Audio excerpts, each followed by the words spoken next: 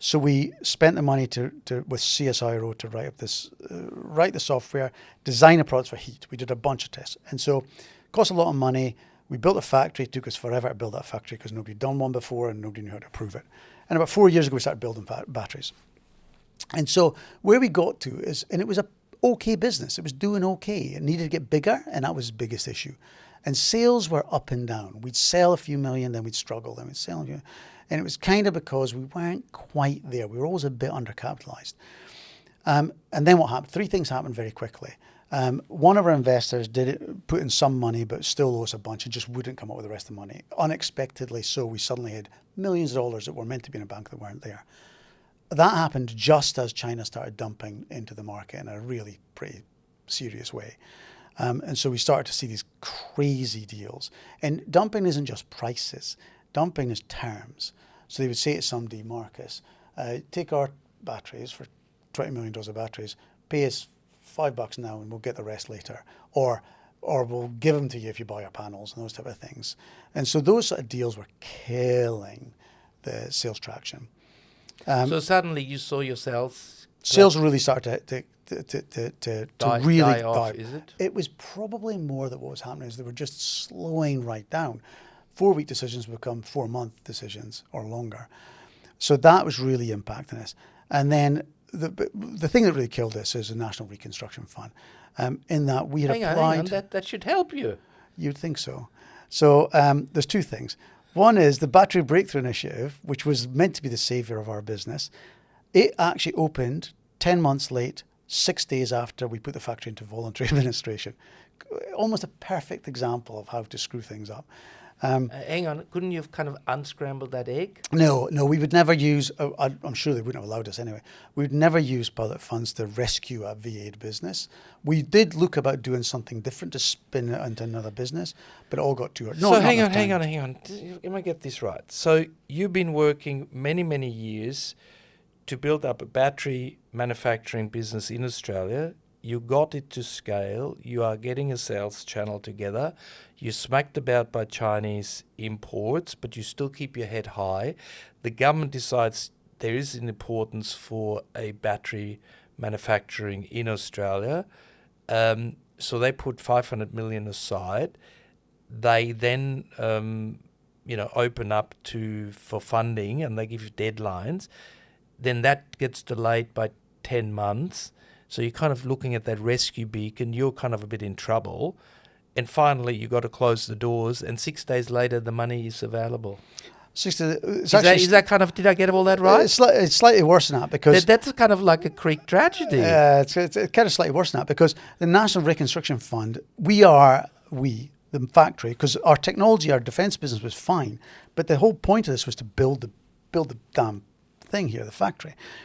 And the National Reconstruction Fund, not an individual, but as an entity, the villain of the piece, in my opinion, because we applied in February, they turned us down. We knew we weren't big enough. We applied in April, and we now had a revenue story, but some other reason. And then we applied one last time, and it was a crazy decision. I mean, like a crazy decision not to support us, in my opinion.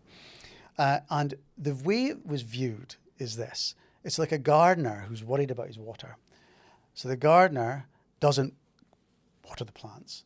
And then when the plant dies, says, see how clever I was to not water, because now look, they're all dead. And so after we put the factory into VA, you had these NRF people saying, well, we were clever not to support them because look, it's in VA. Yeah, that's the reason it's in VA. So you have, again, what you have is let the bankers bank, but they shouldn't be in control of things that are strategic to the country. So my solution, for what it's worth, is you should say 20%, let's say 20%, $100 million of the ARENA funds and whatever that is, $1 billion of NRF should be managed by an entirely different group of entrepreneurial builders. And they make decisions in 4 weeks. Most of the time it's a quick no though. No, don't like it. No, don't like it. Yes, and you got the check in 4 weeks. And then you will see movement. You have $1 billion, your solar audience will know this. There's $1 billion sunshot thing or whatever that fund is called. Great example. It is crazy because if I'm in the solar business and I try and get money from that, I can't get money from that unless I build another factory that I don't need, and then it's no problem because it looks like something different. So you need speed, and you need people that are used to building things. As far as I can tell, nobody in these organizations is entrepreneurial built successful businesses, as far as I can tell. I may be wrong. You mean in terms of their background? In terms of background, yeah. No, they make their way through the bureaucratic ladder. Yeah. And the least risk, the most risk averse are usually the ones that get most successful. So then that philosophy gets applied across the risk. Yeah. So it's kind of fundamentally different. Look, I would say if I'd be in government and I'd have the 3, 4, 5 billion to play with, just like with the 2.3 billion battery money, I would have put $100 million aside to start a local recycling business. Yeah. Because even right now with solar panels, after 15, 20 years, they're all coming off now. It's very higgledy-pickledy on the recycling side of things. Now, we're supposed to be the green and clean industry. We can't even get right to use the toilet paper properly. I mean, meaning get rid of the panels in an economic and recycled way.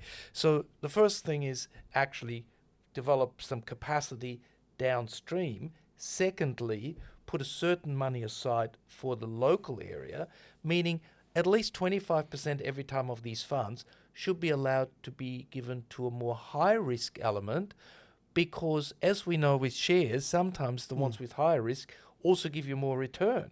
So you got to kind of, if you want to have balanced balance sheet, don't just be all the conservative corner, because the conservative corner will always give you the same result.